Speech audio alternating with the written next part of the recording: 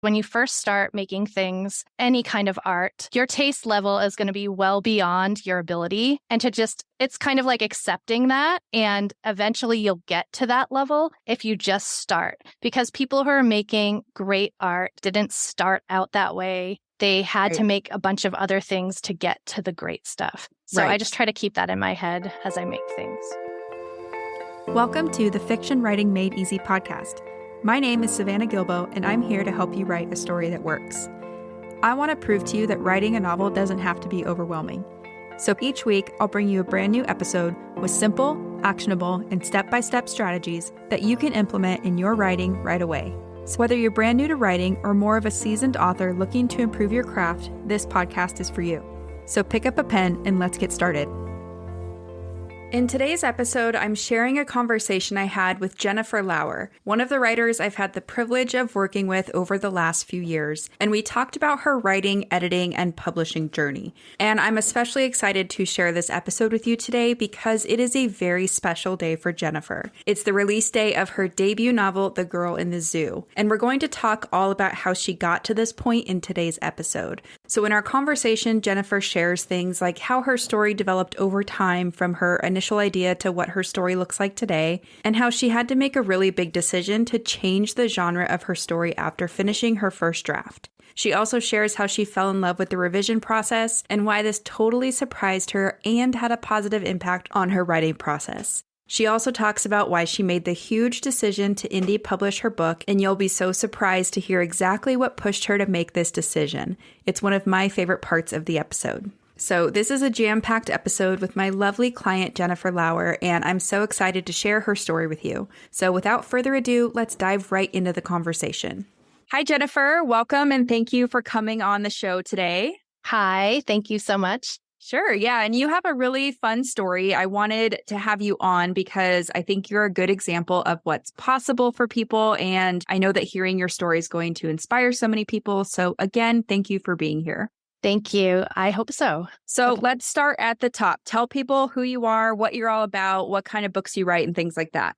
Okay, so hi, I'm Jennifer Lauer, and I write speculative fiction. My debut novel, The Girl in the Zoo, the one we're going to talk about today, is a dystopia with AI. I love reading sci-fi, fantasy, memoir, literary. I'm kind of all over the map as a reader, but I really love stories where an ordinary person is put into extraordinary circumstances. I think I like the idea of inanimate objects being personified. I do too. And Jennifer and I have talked about this before where we're the type of people that tell Alexa thank you and, things like that. So exactly. We'll get into that. We're a little strange, but it's okay. I love that about us. And in this episode, we're going to really dig into your writing journey and we're going to talk about your debut novel, which at the time this episode goes live, it will be released on the same day. So that's very exciting. But I'm going to give listeners a really quick highlight reel and then we'll go deeper into each of these things. Okay? Great. Okay, so Jennifer and I met in 2020 and we started working on her debut novel, which is called The Girl in the Zoo, and we're going to talk about that more later. But essentially, this book started out as a love story, then changed to an action story, all set in a dystopian world. So obviously, changing genres like that took a lot of work, and we'll talk about that. And then in 2021, you finished the almost final version of the draft, and you got some feedback from beta readers and queried a few agents and things like that, because your goal was to traditionally publish. But spoiler alert for everybody listening, it's 2023 and your book is coming out today, like I said. So you have indie published your book and that's kind of where you're at. So congratulations. That is very impressive and exciting. Thank you so much. I'm very excited. Yep, I am too. And I can't wait to talk more about your story. But I want to time travel back to when you first got bit by the writing bug. What was that like? Or when did you know you wanted to write a book?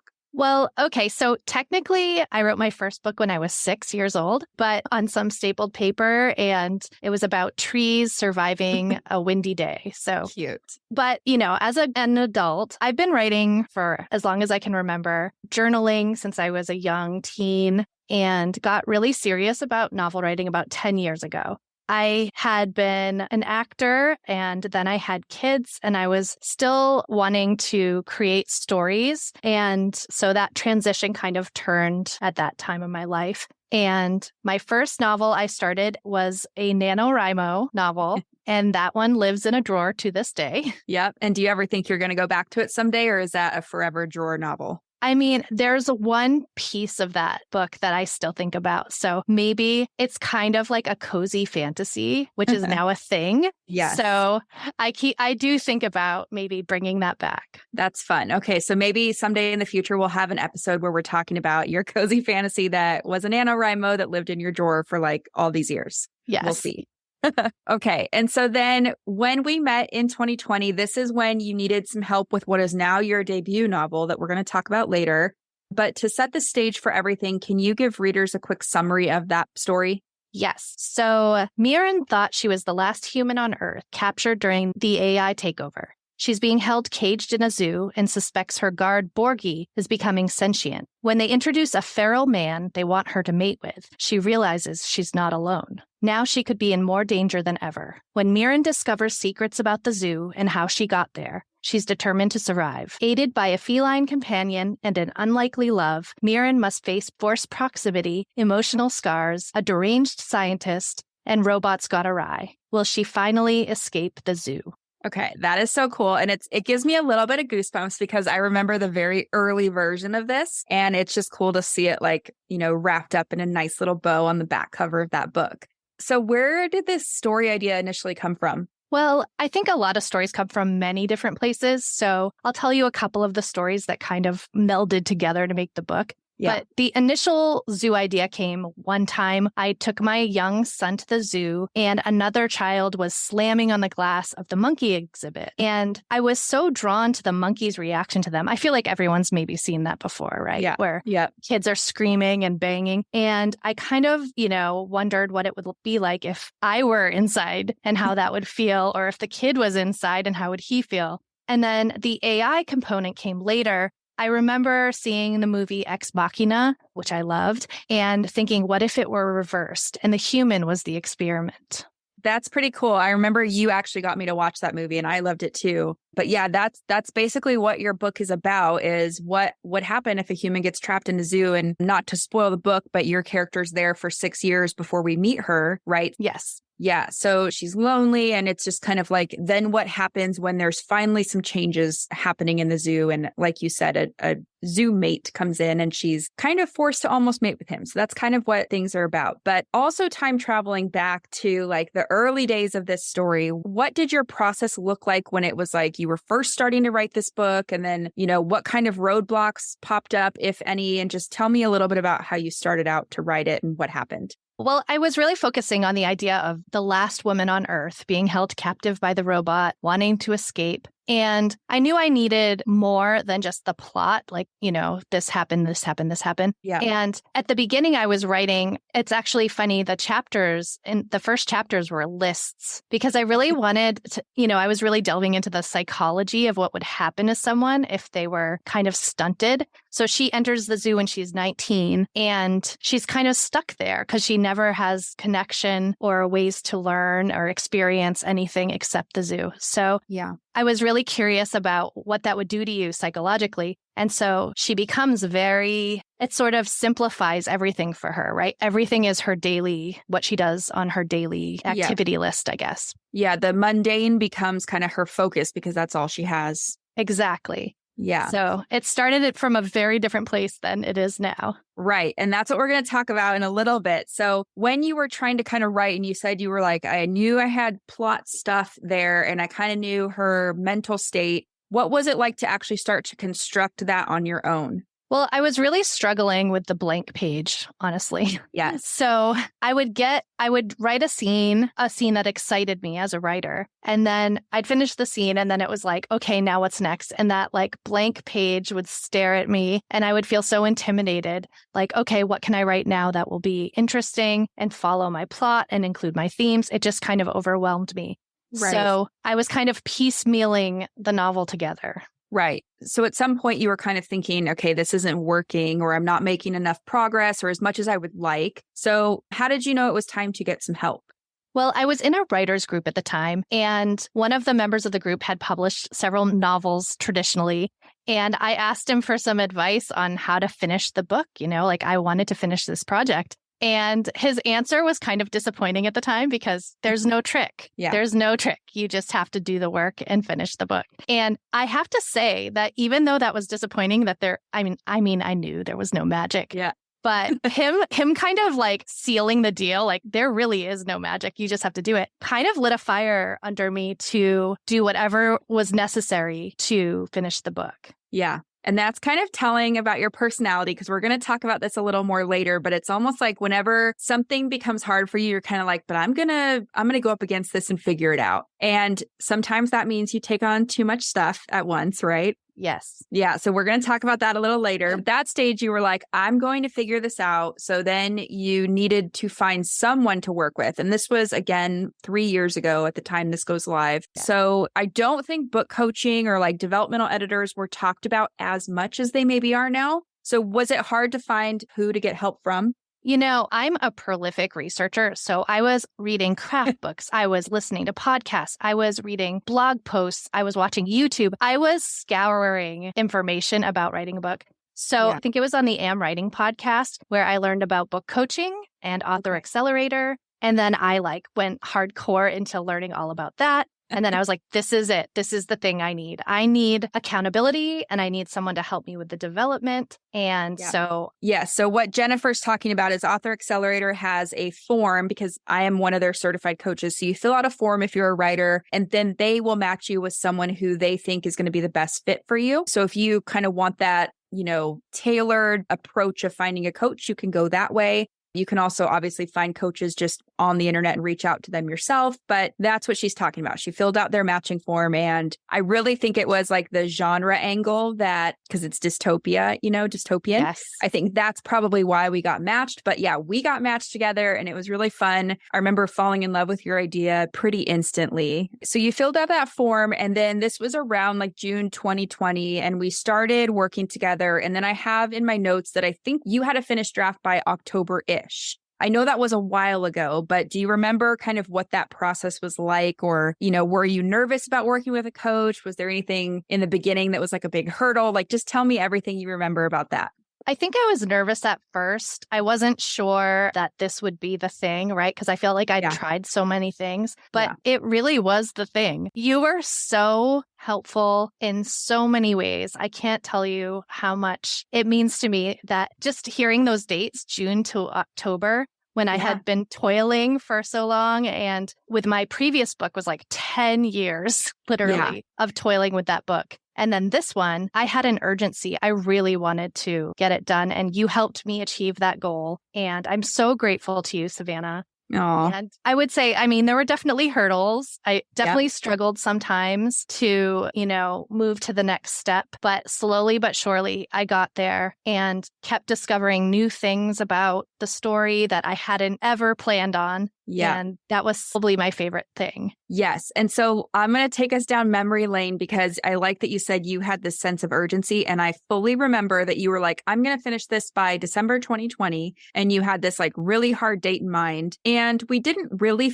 we had a finished draft, but it wasn't fleshed out. I want to say it was under 40,000 words or around there, right? Yeah, I think it was 45. Something around there. Yeah. And so we knew that we had to figure out how to expand the story and flesh things out because there was a couple things we had issues with that we were like, we don't really know how to solve these problems until we get to the end. So one of them, if you remember, was we kind of pinned this as a love story between Mirren, who's your main character, and Pedro, who's the feral man that gets brought in that she's they try to force them to mate. And then we realized, okay, this is about more than that. It's about her survival and how she's going to thrive in this zoo and how she's going to get out, right? Yes. And so what was that like when, do you remember that realization of oh, great, we need to change the genre? That's probably going to mean a lot of things we need to work through. Yeah. I think initially I was kind of I didn't feel solid that this was a romance novel. Yeah. But that was my strongest character development part of the story that I had figured out.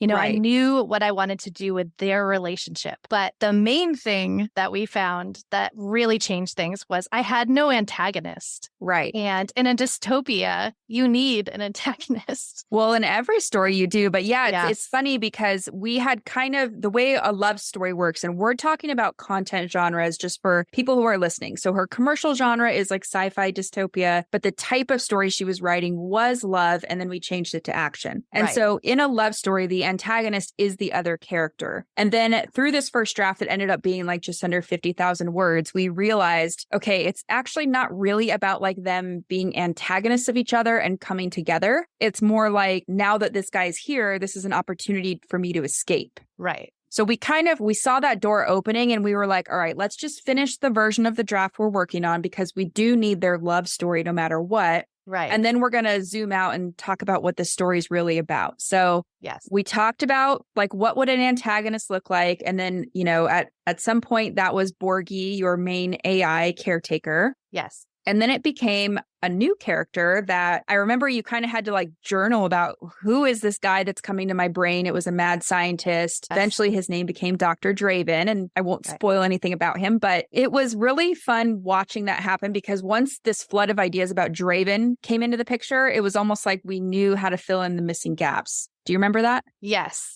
Okay. Yes, he changed everything. And the way that I got to Draven was just asking why and where did everything come from? Really just kind of going back to the origin was how he kind of developed. Yes. And I remember we got there because we started looking at Borgie, the AI, as your antagonist. And we're like, okay, well, why is Borgie doing this? Why did Borgie pick Mirren? Right. Why is Borgie still in charge of this zoo? And we had all these questions. And then we realized Borgie has a really interesting story. And that's how we got to Draven, who's the bigger bad guy. Right. So that was really fun, and that unlocked a lot of things. Then we realized, okay, this really is action. We feel good about that. There's a love story in here. Yep. It helped us kind of fill in those gaps between the love milestones and really just like add this whole new layer of depth to everything. So one of the things we learned for you through this experience is that you always have to think about your antagonist as a part of your brainstorming process, right? Yes. Yeah, because I think, and this is true for a lot of writers, if we don't make that a priority, sometimes it's easy to skip our antagonist and we're just kind of like, we'll figure it out later. And then we get halfway through a draft and we're like, why is my story falling apart?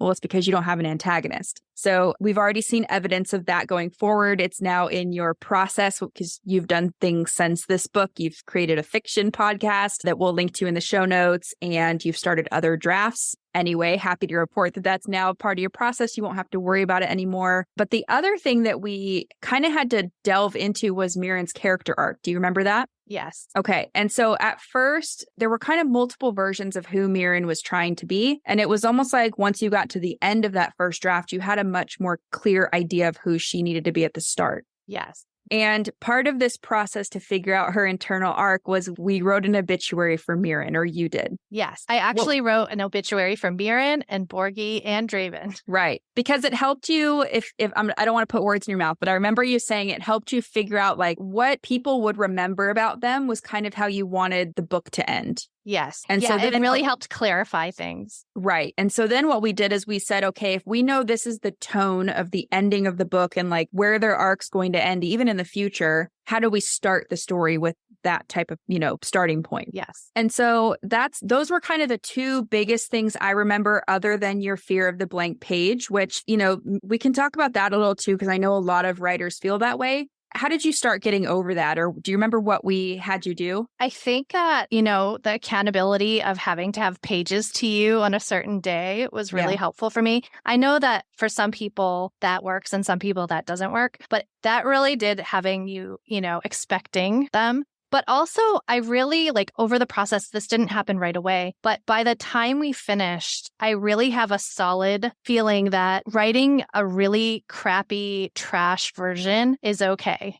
My perfectionism got a huge makeover. Yes. And it's now so much easier for me to write a really bad draft and let someone else like you see it. Yeah, because that was hard at the beginning and it's hard for most people. But I remember there was a stage where you would even turn in things that like a scene that was like 600 words long and it might not even be dramatized. It was just a summary of, kind of what was going to happen and then some bits of dialogue and whatever else you worked through that day. Yes. Right. And then it was kind of like once you had, whether it was like, I don't want to say my blessing, but it was kind of like, okay, I agree that this is the right direction to take it. You're not going off the rails. Then it was like you had that freedom to kind of go in there and expand it. Yeah, I think what happened is like I wanted to be a good student for a while where I wanted to turn in a fully completed essay or a full scene, a full chapter. And when I got over that, and I think what happened is I just kind of like, I had a bad week and that's all I had was like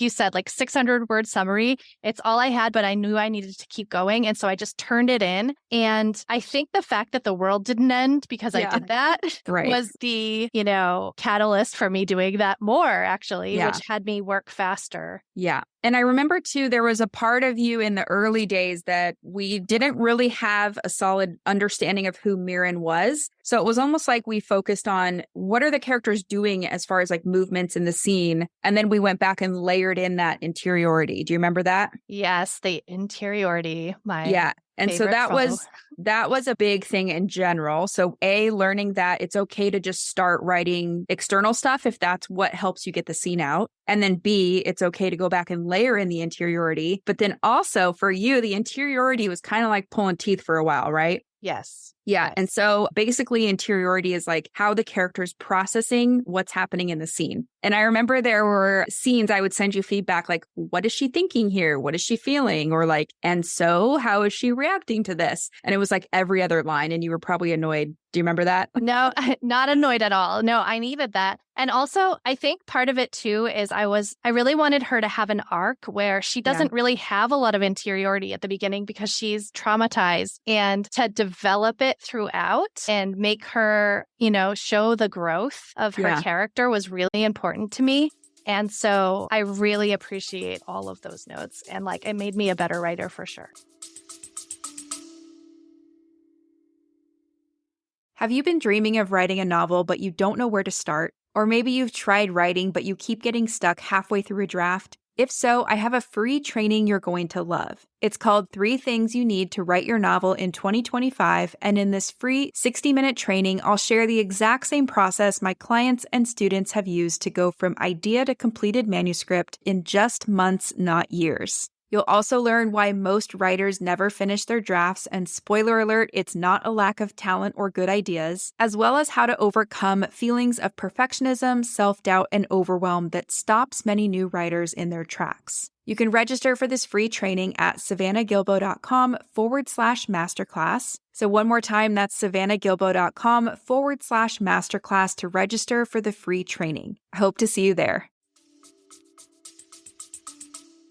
Yeah, and it's funny because now Jennifer is working on a different story, a detective story, supernatural detective story. And she's got this stuff so ingrained in her head now that I'm not really asking those type of questions anymore. So it's pretty fun just to see like, every writer has something that they're going to be challenged with. And for some writers, it's like scene structure. I think for you, it was the interiority and, the blank page, but a lot of writers feel that. And eventually, if you just keep working on it, you'll get over these hurdles. So PSA for everybody listening. Yes. But also the other thing that I think benefited you tell me if this is true, but it was kind of creating an outline. And we started very high level. So it was like, okay, after this first 50,000 word draft, we knew where we wanted the story to end now that it was going to be an action story. And then we kind of knew these high level moments and we took it each section at a time. So it was like Act 1, let's map out 8 scenes. Do you remember doing that? Yes. And it was so hard. Yeah, it was hard. And tell me, were you an outliner before that? I can't remember.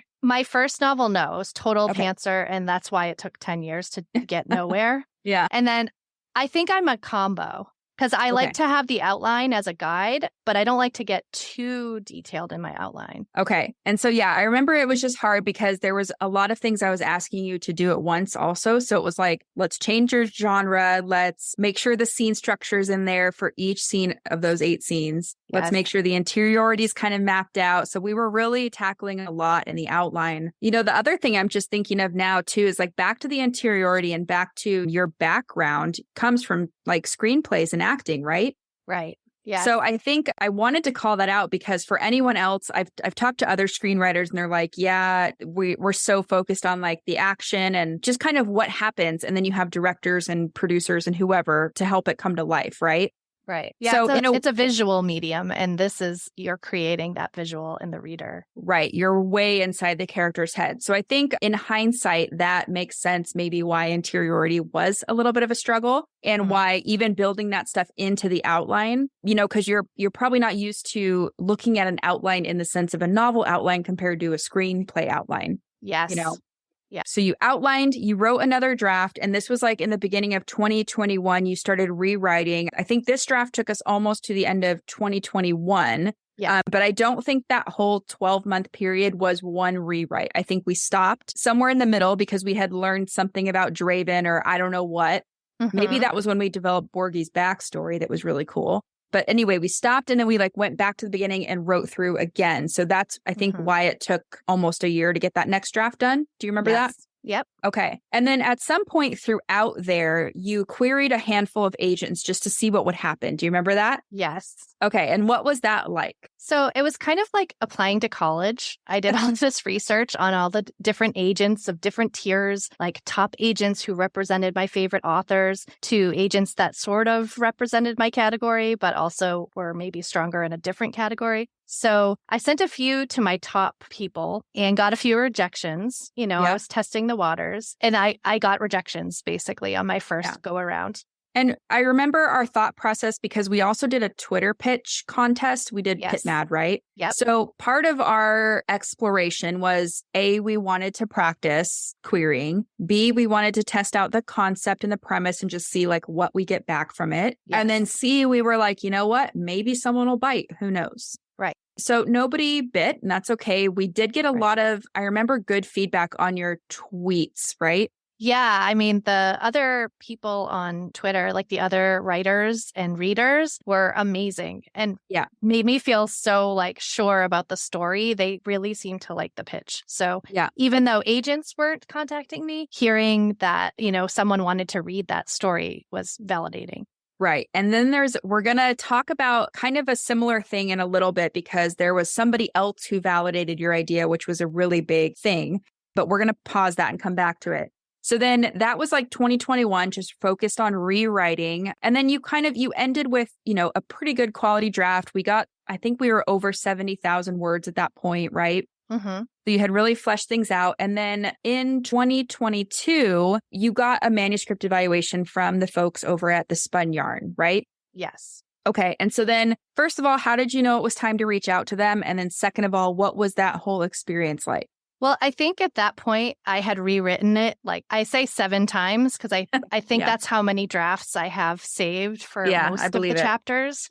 And it's so funny because you think finishing a novel is like this big, exciting thing. But I had that moment multiple times. And I would tell my family, like, I finished my book again. I finished my book again. So the Spun Yarn is basically like hiring beta readers to give you this really detailed feedback. And I loved it. I thought it was a great resource because I wanted to have that really deep feedback. And a funny story that happened with Spun Yarn is because of the way that I write and I save each scene instead of writing it in one big document, I had left out a chapter in the version I sent to the Spun Yarn. And so all of the results I got back and feedback were great. And that like one big complaint was that everyone wanted to know this one certain thing that happens in the story. And I couldn't understand how they missed it. And I was like, you know, maybe I have to make that chapter pop more. I have to really work on that chapter. And it turns out I had left it out completely. Yeah. So there was an entire explanation that was left out of the version they got. And even still, it did really well with the readers there. Yeah. And they really seemed to like it. So I remember it was so funny because both of us were kind of bamboozled. We're like, but this is in here. We know it's in here. We went back and looked. Yep. And then it was like, I don't know, days or a week later. And you're like, oh my God, I left that chapter out. I remember that. Anyway, that was funny. And then, yeah, the feedback from them was really great. They gave us some, I mean, they liked your story. They had some constructive things to say. So we took that. We both read through it. We talked about it. And then we started to make a to-do list of what we were going to implement. Yes. Another rewrite. Another rewrite. Yeah. So then what were the revisions like at that stage? Do you remember? I have to say, I learned to love revision at that point. I really enjoyed going back in when I only had like small details and when I was like highlighting things and making things thread together. That part was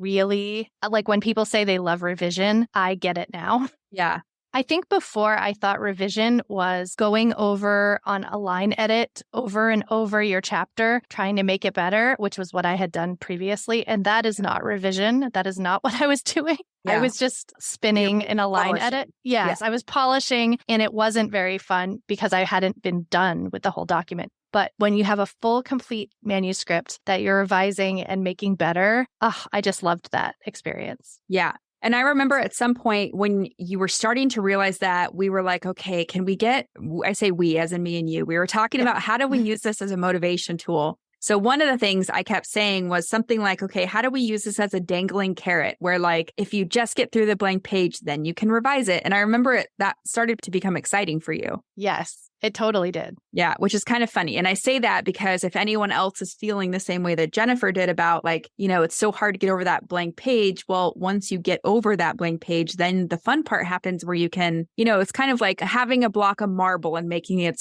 a statue. Right. That's like what revisions are. So after that, we had a finished draft that we felt relatively good about, right? Yes. Okay. And so then at this stage, you still wanted to traditionally publish. Yeah. But we already spoiled this and you have indie published. So tell me, how did we get there? Okay, so I was like a lot of writers. I had the dream of having a big publishing deal with a traditional house, and I did all my research. I knew that that's what I wanted. But, when I was doing all this research, I was learning a lot about indie publishing, and it was pulling my attention like, oh, that does sound really appealing to me. And I think I kept asking myself, why? Why do I want to traditionally publish? That's really the question I came down to. And then I realized that if I was being completely honest with myself, it was to have that external validation. I really wanted that someone would pick my story or say that my story was good enough to be published. And the cons, though, of traditional publishing for me were how long it takes, By the time you get the agent to the publishing deal, if you're lucky enough to get that, like every time is like this big chance, a risk you're taking. And then it takes years, right? And I, again, like we talked about before, I had this urgency. I wanted to make this story and get it published, and I wanted to move on to the next story, Right. And also, I really was attracted to the idea of maintaining my control of my story, my IP. And so I pursued traditional publishing and I sent out my queries, my first batch of queries, and I sent it to the podcast, The Shit No One Tells You About Writing, which I love that podcast, by the way. Yeah, we're both big fans. We'll link to it in the show notes. Huge fan. And during that time that I submitted, I did get a request from an agent, and that podcast was going to go over my query on the podcast. And I was so excited and nervous and fully expected to just like get all this feedback because they're so constructive. If there's something wrong, if whatever. And they were very constructive with my query in my first 5 pages. And not only that, but hugely validating. All 3 of them understood my story and got it. I could tell by the questions they were asking, and they guessed some of the plot without even knowing. Yep. And I just felt so seen and validated, like what I was trying to get from traditional publishing, just by their podcast getting it. Right. And I actually think I cried because it felt so good to have professional people working in the industry get your story. Yeah. And yeah, so that actually really spurred me to scrap traditional plan and go indie. Yeah. And so let me back up because for those of you who don't know, that podcast, The Shit No One Tells You About Writing, they have a segment where they will basically look at a query letter in the first, 5 or 10 pages. I think for you it was 5, right? Yes. And they go through it and because they're agents and they're also, some of them are writers and things like that, but they go through it with a critical eye and they give you advice for here's how to make it better, or here's what doesn't work so that you can then have a better chance at querying. So Jennifer submitted to that. And like she said, first it was awesome. They even picked her story. And then also she got constructive feedback and some questions. And when she says that she feels like they understood it and they felt seen, I think, Jennifer, correct me if I'm wrong, but that was okay, my story's working. It's doing, even though there's things I need to tweak, yes, it's doing what I want it to do because these people who are professionals get it, yes. right? Yes. And so then it was so funny because which this is what I expected you to do. I expected you to be like, okay, I have a fire under my butt. We're going to query. We're going to get this publishing deal. And then I remember you were like, I think I want to indie publish. I feel really confident. And I'm like, let's do it. Yes, I know.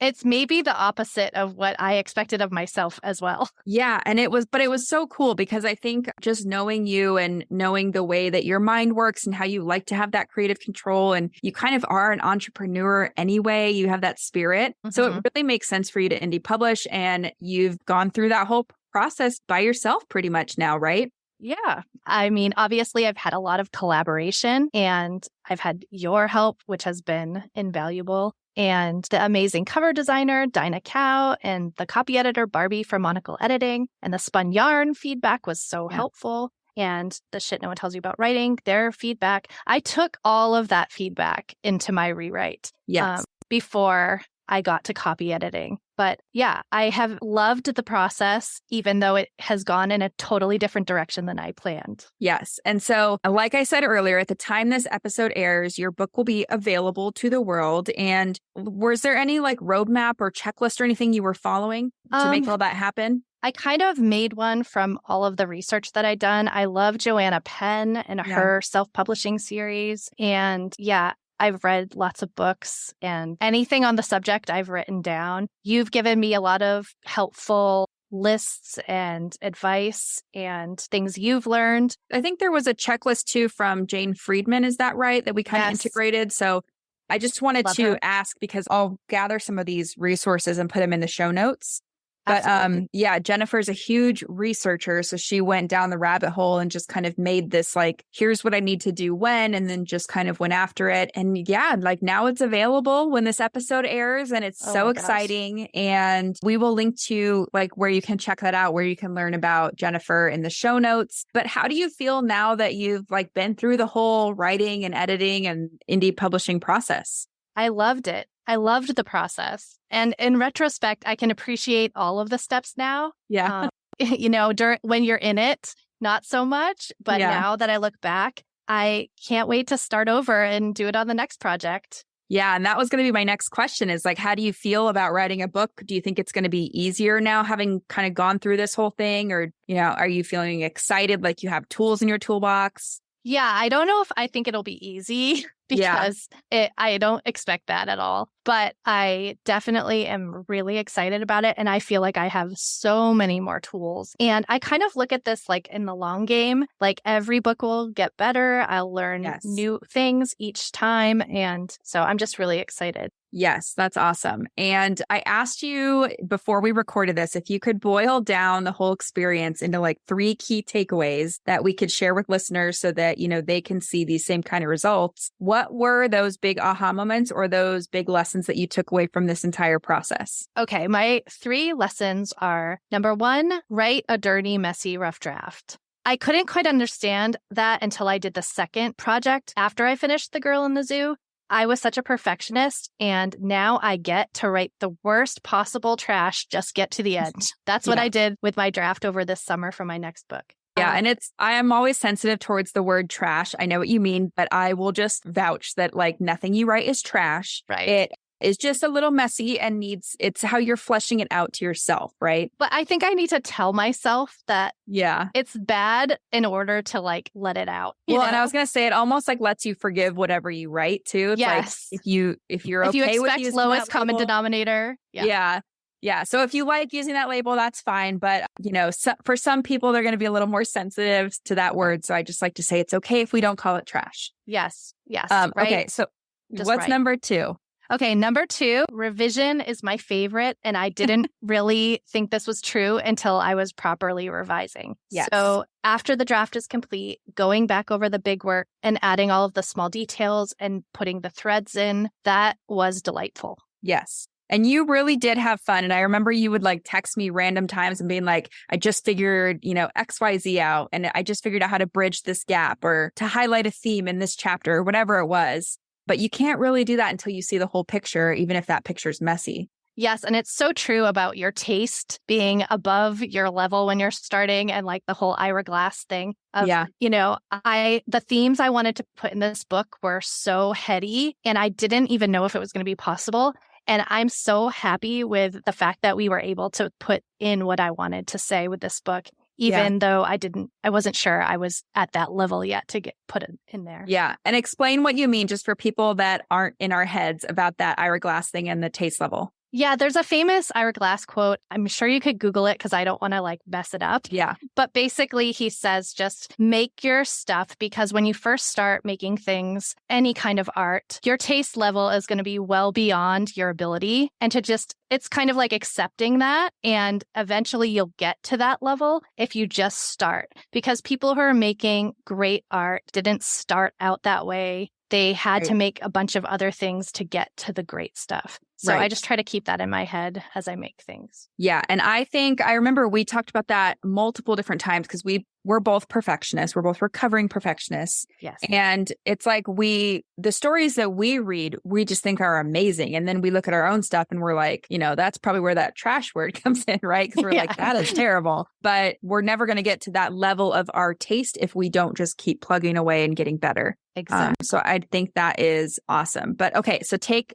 us into number 3. Okay, number 3 is about collaboration. There's the stereotype of the lone writer toiling in obscurity. And I'm sure there is some of that. I mean, I did spend a lot of time alone, but I think you make the best work when you have people collaborating with you. And for me, it was having a book coach and you as an editor and good beta readers, friend. You can have classmates, anyone to bounce ideas off of. Even just having coffee with a friend who's interested in talking about your story could be hugely helpful to you figuring out what you want to do. And I remember there was one time that your son had a good idea for you. And how old is he? At the time, he was like 11 or 12. Yeah.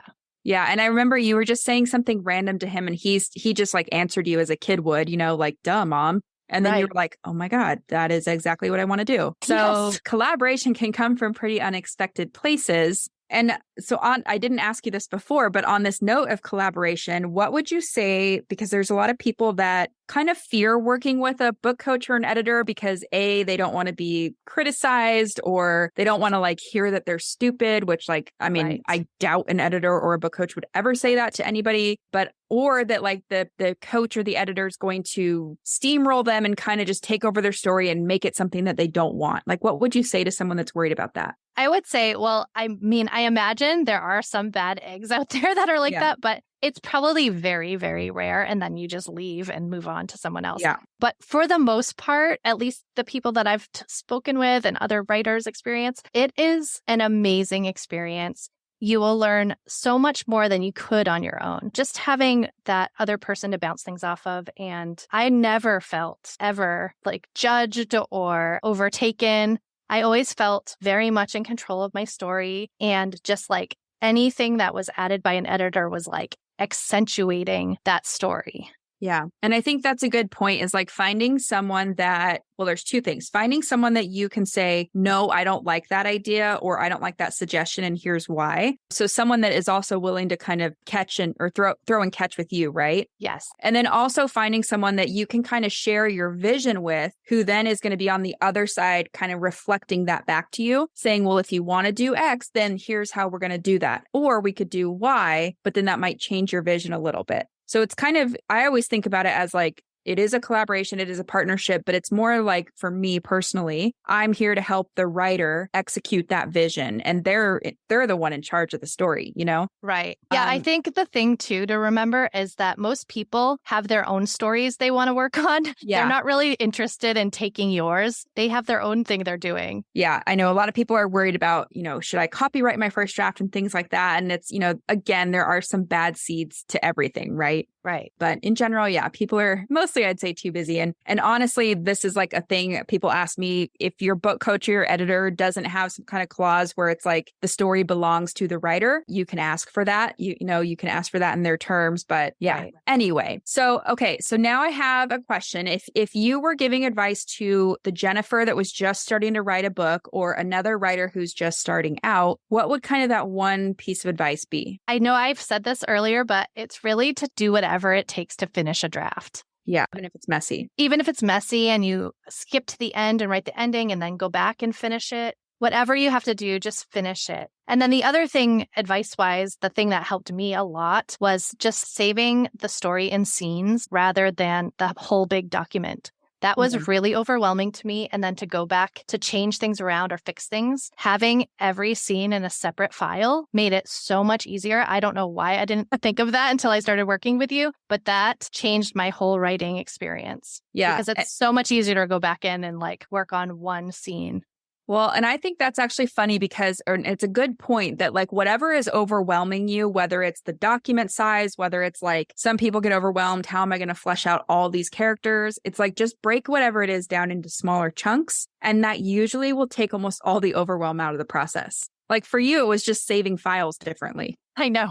And it's so funny in hindsight, but in the moment, it was a big deal. It was huge. Okay. And so the other question that I always like to ask people, and this is our last one, and maybe we'll wrap it up, but did you have any of like writer's block? We talked about perfectionism. So I know you had that, or did any like imposter syndrome? All of those. Yes, okay. Of course. And then like, how did you deal with that? With writer's block, again, this is kind of a thing I heard another author on a podcast say, and I can't remember who it was. So if you're out there, thank you for this tip. But it was actually opposite to anything I would think, which is to stop journaling.